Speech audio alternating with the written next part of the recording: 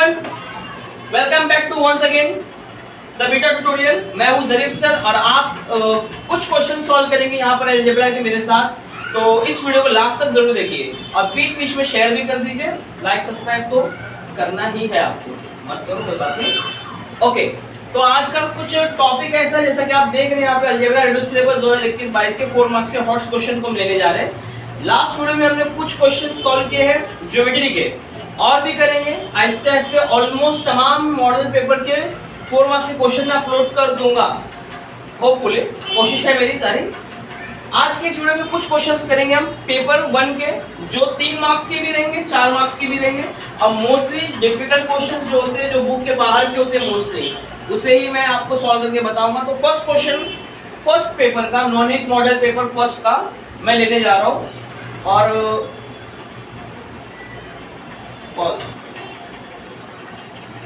Okay, question मैं पढ़ रहा हूँ, आप नॉनिक का फर्स्ट पेपर उठा के देख सकते हैं, या जिनके पास 2022 की बुक होगी उसमें एक्टिविटी शीट 3, 4, 5 में कहीं ना कहीं ये क्वेश्चन आपको मिल जाएगा। क्वेश्चन है, if the speed of a car is decrease by 8 km/h, it takes 1 hour more to cover a distance of 240 km. Find the original speed of the car. 3 mark का question है, बहुत simple question है। Car की speed बोला गया है कि 8 kilometre कम करना है। कितने में से कम करना है ये हमें पता नहीं है, और वही हमें मालूम करना है, ओरिजिनल स्पीड मालूम करना है। तो हम यहाँ पे स्टार्ट करेंगे। Let x be the original speed of car. ऐसा भी लिख सकते हो, suppose original speed of a car is equal to x km/h भी ले सकते हो। km/h इसलिए क्योंकि वहां पर यूनिट km/h दी हुई है। ये हमारी ओरिजिनल स्पीड हो गई। Original speed 8 kilometre, sorry x km/h। फिर वो कह रहे हैं कि अगर इस स्पीड में से 8 km/h कम कर दिया जाए तो जो डिस्टेंस है 240 किलोमीटर का, उसको कवर करने में टाइम का यहाँ पे रेशो रहेगा 1 घंटा ज्यादा लगता है। और कॉमन सेंस है कि जब किसी चीज की हम रफ्तार को कम कर देंगे तो टाइम ज्यादा लेती है, सिंपल सी चीज है। तो ओरिजिनल स्पीड x है, after decreasing speed, new speed क्या हो जाएगी, x - 8 km/h। ये मेरी होगी न्यू स्पीड। डिस्टेंस कितना है, डिस्टेंस तो कम ज्यादा होने वाला है नहीं, रफ्तार बढ़ाने से डिस्टेंस बस जल्दी कवर होगा या लेट कवर होगा, 240 किलोमीटर। तो यहाँ पर टाइम 1 घंटा ज्यादा लगता है। नया स्पीड लेने पे नया टाइम आता है।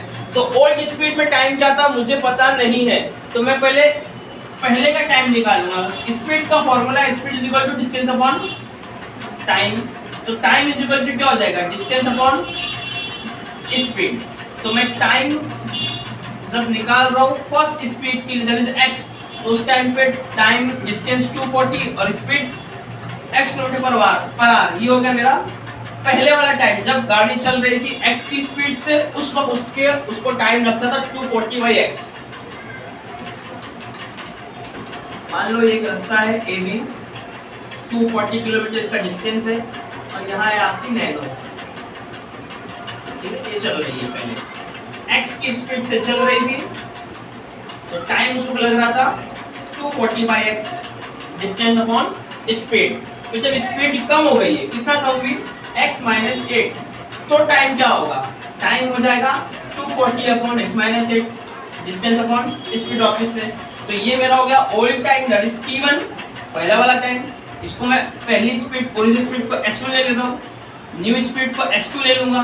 तो ये न्यू स्पीड एक्चुअली में क्या है, सेकंड स्पीड है, s2। तो टाइम 1 आया 240/x। ओके, टाइम 2 जब निकालूंगा, same distance upon speed, distance 240 लेने वाला है, बट स्पीड उस टाइम पे x2 होगी। ये x1 ले लेता हूँ, x2 क्या होगा, स्पीड मेरी S2 होगी, S2 है x माइनस 8, यहाँ 1 की जरूरत नहीं है, सीधा x माइनस 8 लिख लो। आपने इसको S1 लिखा है, यहाँ पर फॉर्मूला में लिख नहीं रहा हूँ, चाहो तो लिख सकते हो T2 = D/S2। सेकेंड टाइम के लिए डिस्टेंस वही है, स्पीड सेकेंड स्पीड है, तो ये हो गया सेकेंड टाइम। अब दोनों के टाइम का डिफरेंस है 1 आवर। अब आप खुद अंदाजा लगा लो इसमें बड़ा टाइम कौन सा है। जब स्पीड बहुत ज्यादा थी, स्पीड ज्यादा थी तो जो टाइम लग रहा था वो टाइम कम था। स्पीड कम होने से टाइम 1 घंटा बढ़ गया, मतलब जो सेकेंड टाइम आ रहा है वो मेरा बड़ा टाइम है पहले वाले टाइम से। तो इक्वेशन मेरी बनेगी T2 - T1 = 1 आर है, आर लिखने की जरूरत नहीं, मीन्स दोनों टाइम के बीच का डिफरेंस 1 आर है। और यही सवाल में दिया हुआ है कि अगर स्पीड 8 km/h में डिक्रीज कर दूं तो टाइम 1 घंटा ज्यादा लग जाता है, यही वो 1 घंटा ज्यादा लग जाने वाला। बच्चे इसमें गलतियां कर सकते हैं ज्यादातर, T1 - T2 कर देते हैं। T1 आपका कम टाइम है, कम टाइम में से बड़ा टाइम निकालोगे, आंसर माइनस में आता है। और माइनस में इसलिए नहीं लिख सकते फिलहाल क्योंकि ये टाइम है, टाइम शुरू होता है तो always in the positive scale. Time कुछ नहीं था, 0, अगर 1 सेकंड भी हो गया तो +1 ही माना जाएगा, माइनस उसमें नहीं होता है। तो यहाँ पे T2 की वैल्यू क्या है आपकी 240/x - 8 माइनस T1 क्या है आपका, यहाँ से T1 बताओ, 240/x = 1। इसको आपको क्रॉस मल्टीप्लाई करना है, वो बाद में करो, 240 यहाँ से कॉमन निकाल लो पहले, तो अंदर बचेगा 1/x - 8 माइनस 1/x = 1। यहाँ क्रॉस मल्टीप्लाई कर लो, x × 1 x होगा, माइनस x - 8 1 सा x - 8 ही होगा, बट निगेटिव है तो निगेटिव का मल्टीप्लाई आगे करेंगे वो पॉजिटिव हो जाएगा। अगर आपको ये नहीं आता है तो बेसिक सीख कर रहो। अपॉन में x × x x² minus x × 8 8x, और ये पूरे को मल्टीप्लाई 240 कर ही रहा था। एक काम करो, 240 को यहाँ भेजो तो 1/240, यहाँ मत भेजो फिलहाल, यही रहने दो, कोई मसले की बात नहीं है, इधर रहने दो। यहाँ पर +x - x कट हो जाएगा, तो 8 का 240 से मल्टीप्लाई कर लो, 8 × 0 0, 8 4 सा 24, सॉरी 32, 4 8 सा 32 बोल लो, 8 4 सा 32, तो 32 गया, 3 कैरी ऑन में, 8 2 सा 16, 16 + 3 19, 1920 1920 अपॉन में है x² - 8x जो कि डिवाइड है, वहां जाता है मल्टीप्लाई होता है, तो 1 का मल्टीप्लाई करने पे ये कोई चीजें तब्दील नहीं होगी, ठीक है। ये देयरफॉर चलाते रहो। अब आपको 1920 को वहां भेज दो, तो आपकी इक्वेशन क्या बन जाएगी, x² - 8x माइनस 1920 = 0। अब ये आपकी एक क्वाड्रेटिक हो गई है, इसको आपको फैक्टराइज करना है और आपको इसके 2 रूट्स मिलेंगे। एक रूट को आप रिजेक्ट करोगे क्योंकि बेसिकली इस क्वेश्चन में या ऐसे टाइप के क्वेश्चन में ऐसा ही होता है कि आपको एक पॉजिटिव और एक नेगेटिव वैल्यू मिलती है, और आप चुके निकाल रहे हो speed can not be negative, इसमें नेगेटिव वैल्यू को आप क्या करने वाले, इसमें रिजेक्ट करने वाले हो। अभी 1920 के बीच में डिफरेंस 8 है, तो अब यहाँ पे हमें मल्टीपल करना है, चेक करना है। तो इसका आसान तरीका क्या है, फॉर्मूला मेथड से चले जाना। अगर आपको फैक्टराइज करने नहीं आता है, a का वैल्यू 1, b का वैल्यू -8, c का वैल्यू -1920, बट उसमें भी रूट में अगर बड़ा नंबर आ गया, अगर रूट में बड़ा नंबर आ गया उसका बाहर कैसे आप निकालोगे, तो उसके लिए भी एक ट्रिक है। आप चाहो तो इसी चैनल पे स्टार्ट में मैंने कुछ वीडियोस डाला हूं, how to find square root and cube root of 4 digit and 5 digit numbers, वो आप वीडियो एक बार देख लो, उसका डिस्क्रिप्शन, उसका लिंक मैं डिस्क्रिप्शन में डाल दूंगा, चेक कर लेना। अभी इसको मैं फैक्टराइज करके सॉल्व करता हूँ। 1920 1920 2000 के करीब है, और 40 × 50 करता हूँ तो वो 2000 होता है, और उनका डिफरेंस 10 आता है। यहाँ से एक लॉजिक लगा रहा हूँ कि डिफरेंस 10 आता है लेकिन हमें डिफरेंस 8 चाहिए, यानी 40 50 को थोड़ा सा चेंज करना पड़ेगा। तो कैसे चेंज करेंगे, फर्स्ट टर्म तो 0 है, तो 50 का 5 0 तो ऐसे ही रहने वाला है। 41 लेके देखता हूँ अगर, तो 41 1 5 का 5 यहाँ, लेकिन 5 नहीं है, तो 42 से कर दो मल्टीप्लाई, क्योंकि 2 5 जा 10, 42 भी नहीं होगा फिर ये। डिफरेंस 8 का हो रहा है लेकिन 5 2 10 हो जाएगा, लेकिन सेकेंड टर्म तो हमारा क्या है 2 है ना, तो फिर इसको चेंज करेंगे।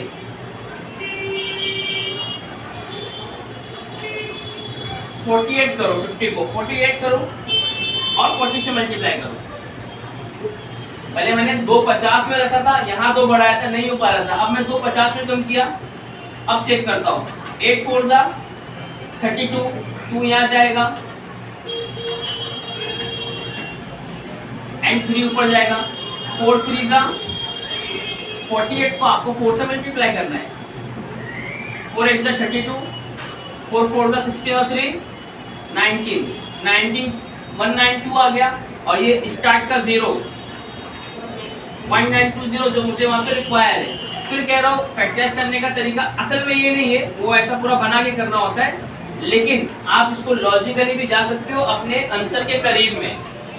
Just use your brain power, simple सी चीज है। 1920 2000 के करीब है, डिफरेंस ऐसे नंबर का चाहिए, 2000 है तो 50 और 40 से एक बड़ा नंबर मिल गया, उसको डिफरेंस करता हूँ 10 आ जाए। 10 चाहिए नहीं 8 चाहिए, बट ठीक है 10 8 के करीब में आ गया है। अब चेंज करना है मुझे, 2000 को कम करना है, तो 50 को कम किया मैंने 48 एंड यहाँ भी कम बढ़ा सकता हूँ 41 42, बट मैंने 40 पे ट्राई किया। क्यों ट्राई किया? अगर 41 करता हूँ तो 1 8 जा 8 मिलेगा और यहाँ पे मुझे 8 नहीं मिल रहा है। 0 को तो मैं भूल ही जा रहा हूँ क्योंकि ये 0 ऑलरेडी है।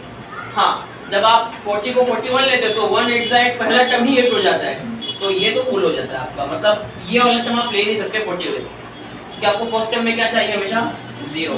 तो इधर इसको 40 रखो या वहाँ 50 रखो। पहले मैंने वहाँ 50 रखा, किया मल्टीप्लाई, 1920 नहीं हो रहा है, डिफरेंस आ रहा है 50 और 40 डिफरेंस 8 है, और उनका मल्टीप्लाई 1920 नहीं हो रहा है। तो मैंने फिर क्या किया, 40 को 40 रख दिया, फिर 0 का रिक्वायरमेंट है।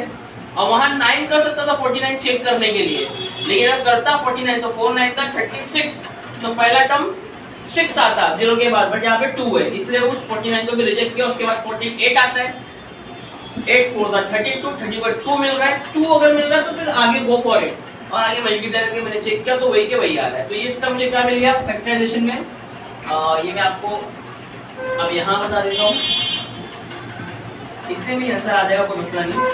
इसको लिखेंगे आप x², इसको माइनस में लाना है, बड़े नंबर को माइनस डालो 48x प्लस 40x, तो इनको ऐड करोगे -8 बचेगा जो कि यहाँ पे चाहिए। नेगेटिव टू पॉजिटिव नेगेटिव होता है, जो मुझे ये चाहिए। आपको चाहे तो वो झोपड़ी बना के कर सकते हो, मैं यहाँ आगे बना देता हूँ। -19 = 0, देखो वो झोपड़ी कुछ ऐसा रहेगी, -19 20 यहाँ लिखेंगे, यानी ये 48 यानी कि 40, नेगेटिव आंसर चाहिए तो किसी एक को नेगेटिव करना है। बट रूल याद रख लो, जब यहाँ पे साइन माइनस चाहिए तो बड़े नंबर को माइनस, जो साइन यहाँ चाहिए वही साइन ग्रेटर नंबर को आपको देनी है। हाँ, अभी क्या हो गया आपका x कॉमन, तो यहाँ बचेगा x - 48, यहाँ से प्लस 40 कॉमन, अंदर बचेगा x - 48। अब आप बोलेंगे सर ये तो आपको याद है। हाँ, इसलिए याद है कि 40 × 48 1920 ही होता है, तो 1920 लगा 40 मल्टीपल फैक्टर निकालते हो, कॉमन मल्टीपल फैक्टर, तो उसका मल्टीप्लाई ही अंदर बचेगा, दैट इज 48। तो x - 48 एक ब्रैकेट आपका हो गया एंड x + 14। अब इसके आगे जो बच्चों ने प्रोड्यूस किया उन्हें तो समझ में आ गया रहेगा, उनको यही से समझ गया रहेगा कि अब यहाँ से सेपरेट करना है, और में 2 टर्म आएगा तो x की वैल्यू आपको क्या मिलेगी। चलो इसको कंप्लीट कर देता हूँ, यहाँ पे लिखेंगे x - 48 = 0 और x - 40 = 0, x = 48 और x = -40। अब आपको पता है speed can not be negative, तो ये जो वैल्यू रिजेक्ट होगी आप लिखेंगे speed can not be negligible, can not be negative, therefore x = -40 is not accepted. तो x का वैल्यू कौन सा एक्सेप्ट होगा 48। तो आपके इसके बाद आपको जुमला लिखना है, वो मैं ऐसे रीड कर रहा हूँ यहाँ पर, उसके बाद आप इसको स्क्रीनशॉट लेके लिख लो अच्छे से। लास्ट सेंटेंस आपका रहेगा the original speed of the car is 48 km/h। Okay, so next question number 4 marks का। इससे पहले आपने 3 मार्क्स के क्वेश्चन आपने देखे, वो भी मैंने इसमें आगे वाला एक उसमें और है स्किल्ड अनस्किल्ड, बट वो same to same textual question है। आपका प्रॉब्लम सेट 2 का होगा या 2.6 का होगा, मुझे फिलहाल याद नहीं प्रॉपर्ली, बट वो टेक्सचुअल क्वेश्चन है। अभी फिलहाल हम जा रहे हैं जो कि 4 मार्क्स में नॉन टेक्सचुअल क्वेश्चन आप हो सकते हैं मोस्टली। उसमें फर्स्ट क्वेश्चन है, a cottage industry produce a certain number of potteries in a day, एक दिन में एक इंडस्ट्री कुछ पॉट बनाती है, मट्टी के गमले. It was found that the cost of production of each article was 5 rupees more than twice the number of potteries produced in a day. मतलब क्या हुआ इसका कि ये पाया गया कि एक पॉट की जो कीमत है, एक पॉट की कीमत, it was found that cost of production of each article, एक पॉट की कीमत 5 रुपया ज्यादा है. किससे 5 रुपया ज्यादा है? Then the twice the number of potteries produce in a day. यानी एक दिन में जितनी पॉट बन रही है, जितनी पॉटरीज बन रही है, उनका अगर मैं डबल कर दूं, सपोज एक दिन में 10 पॉटरीज बन रही है तो 10 का डबल 20, उससे 5 ज्यादा यानी 25 रुपया उसकी कीमत होगी. तो एक पॉट की कीमत एक दिन में बनने वाले पॉट के नंबर के डबल से 5 ज्यादा. ये देखिए कंडीशन यहाँ पर. अब भी बोला है कि if the cost of production of that day was ₹168, यानी एक दिन में 168 रुपया खर्चा होता है पॉट बनाने पर. Find the number of potteries produce. तो बताओ उस दिन कितने पॉट बने. सबसे सिंपल क्वेश्चन है, जो आपको फाइंड करना है वही आप क्या करोगे, पहले सपोज कितने उसने बोला है नंबर ऑफ पॉटरीज बनेंगे. तो अभी कुछ सेंटेंस में लिख रहा नहीं, पढ़ के बता दे आपको. उसमें पहला आपको लिखना है suppose x number of pot produce in a day, ऐसा लिख लो. या suppose the number of potteries produce in a day is x, यानी एक दिन में कितना पॉट बन रहा है, x बन रहा है. और एक दिन में पॉट की कीमत है 168, और एक पॉट की कीमत क्या है, नंबर ऑफ पॉट के डबल से 5 ज्यादा यानी 2x + 5. तो हमें पता है कॉस्ट का कीमत, कॉस्ट कैसे निकलता है. किसी पेन, जैसे मान लो आपके पास 100 रुपये है, एक पेन आपने खरीदा 10 रुपए की, तो आप कितनी पेन खरीद सकते हो, 10, क्योंकि 10 × 10 क्या होता है 100. इसका मतलब जो टोटल अमाउंट सामान का आता है वो होता है number of item into cost of one item. यानी एक सामान की कीमत multiply by number of item जो आप ले रहे हो, तो मिला के टोटल कॉस्ट हो जाता है. दैट इज 168 है पॉट का. तो किसका मल्टीप्लाई करना पड़ेगा, number of pot into cost of one pot. Number of pot है x और कॉस्ट ऑफ वन पॉट है 2x + 5, नंबर से डबल से 5 ज्यादा. इनका मल्टीपल किसके बराबर है, 168 के. अब आप जितने बच्चों ने गौर से सुना है ये सेंटेंस, उनके दिमाग में एक इक्वेशन फ्रेम हो चुकी है. अब उसको हम बोर्ड पे लेकर आते हैं. तो पहला हमारा काम क्या है, सपोज करने वाला. वो तो हमने मुंह से ऐसे बोल दिया आपको, लेकिन एग्जाम में लिखना है. तो फिलहाल थोड़ा सा मैं शॉर्ट में लिख देता हूँ कि सपोज आपने क्या कर लिया, बोलो. सपोज एक दिन में वन डे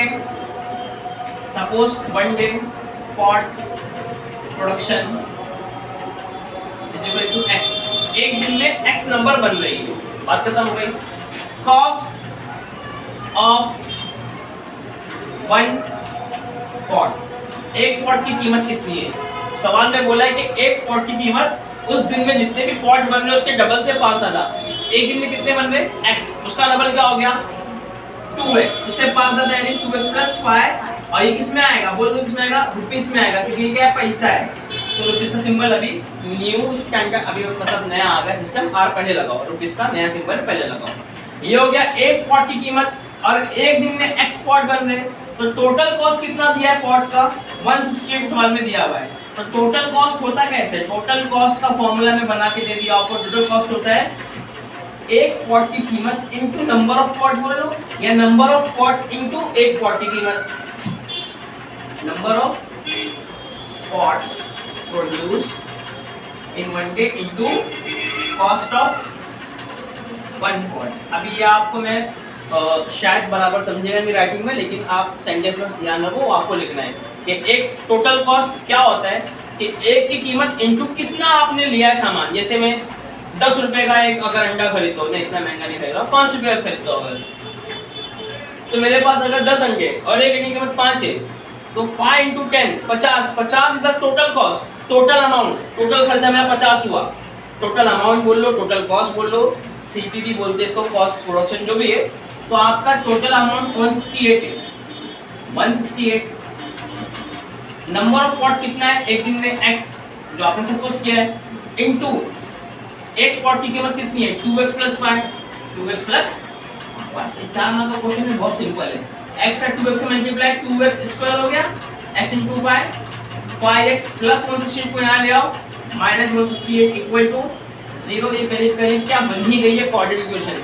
अब इसको मैं आपको शॉर्ट में बता रहा हूँ, आप इसको लॉन्ग में सॉल्व करना। पहले हम इसको डबल करते हैं क्योंकि यहाँ रूल है एक्सिस के साथ कोई नंबर होना नहीं चाहिए। इधर 2 से डिवाइड कर दो, बट मसला क्या आएगा, 2 से डिवाइड करने पर ये 5/2 हो जाएगा। फ्रैक्शन को आप फैक्टराइज कर नहीं पाओगे।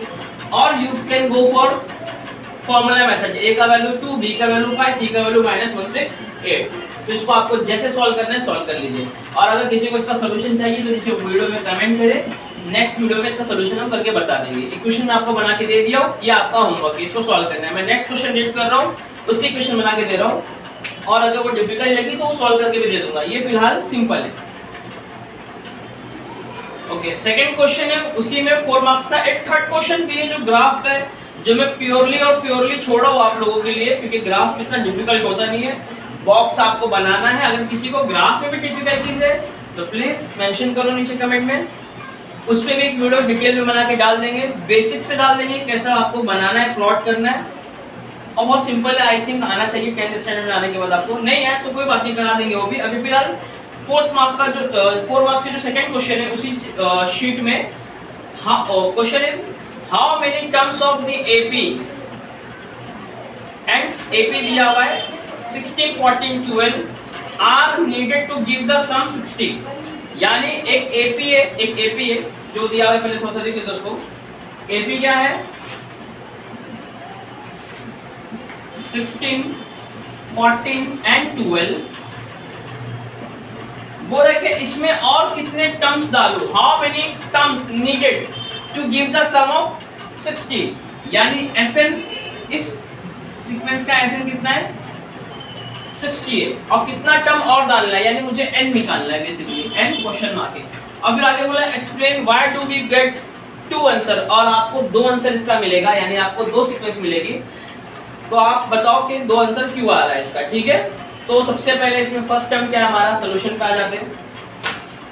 फर्स्ट टर्म है मेरा 16, दैट इज ए। डिफरेंस क्या है मेरा, t2 - t1, लिख के बता देता हूँ। t2 - t1 is equal to 14 - 16 is equal to -2। t है मेरा -2, ठीक है। Sn का फॉर्मूला है Sn is equal to n/2।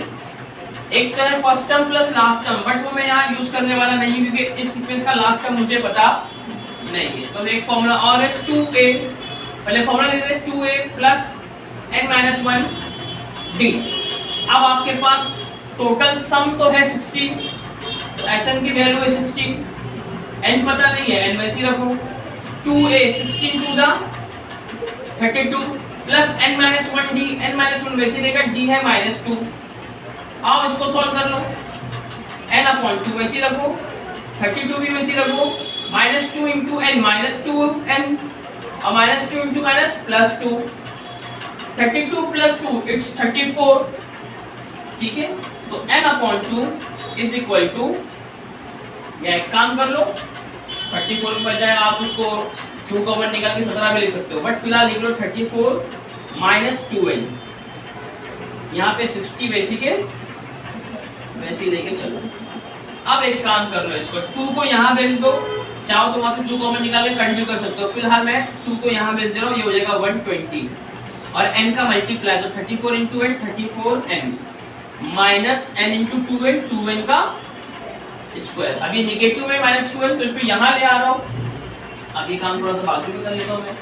2n यहाँ पर आएगा प्लस 2n स्क्वायर, प्लस 34 यहाँ पे आया -34n, और इसको हमने भेजा नहीं है, इन दोनों को जाना है, तो प्लस 120 वैसे के वैसे इक्वल टू 0। ये सब 2 के टेबल में आ रहे हैं इजीली, तो 2 से इसको डिवाइड कर देते।